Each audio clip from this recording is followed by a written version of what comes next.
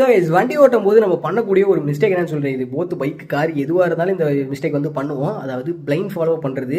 So இப்போ உங்களை அறியாமல் ஒரு முன்னாடி வந்து ஒரு வண்டி போயிட்டு இருக்கும், உங்களை அறியாமல் அந்த வண்டியை வந்து நீங்கள் ஃபாலோ பண்ண ஆரம்பிச்சிடுவீங்க. ஸோ அந்த வண்டி நீங்கள் சைடு எடுக்க மாட்டீங்க, அந்த வண்டி எங்கெங்கெல்லாம் வளையுதோ அதே பக்கம் வளைஞ்சிக்கிட்டு இருப்பீங்க.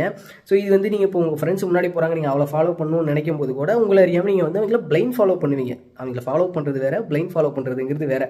அதாவது ஃபாலோ பண்ணிங்கன்னா நீங்கள் வந்து அந்த பக்கம் போயிட்டு இருக்காங்க, நம்ம அந்த பக்கம் போகணும் அப்படிங்கிறது வேறு. ஸோ அந்த வண்டி எங்கெங்கெல்லாம் வளையுதோ அதே மாதிரி நம்மளும் நமக்கு அறியாமல் வளைஞ்சிக்கிட்டு இருப்போம், அவுட் ஆஃப் ஃபோக்கஸில் இருக்க மாதிரி இருக்கும். ஸோ இது என்ன மாதிரி பிரச்சனையை கொண்டாடுறோம்னா, இப்போ அவங்க வந்து ஒரு டக்குன்னு ஒரு கார் நீங்கள் எடுக்கிறாங்கன்னா உங்களுக்கு அந்த கண்ட்ரோல் வந்து இருக்காது, நேராக போயிடுவீங்க.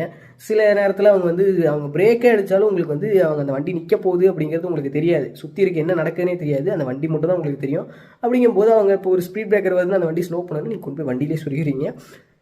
அபசகுடமாக பேசல, இது நடக்கும். ஸோ அதனால் வந்து அப்பப்போ செல்ஃப் ரிமைண்ட் வந்து பண்ணிக்கங்க. எனக்கு என்னமோ இப்போ வந்து இதை உங்கள் மண்டையில் போட்டு வச்சிட்டேன், அதனால் அப்பப்போ உங்களுக்கு ஞாபகம் வந்துடும் நினைக்கிறேன்.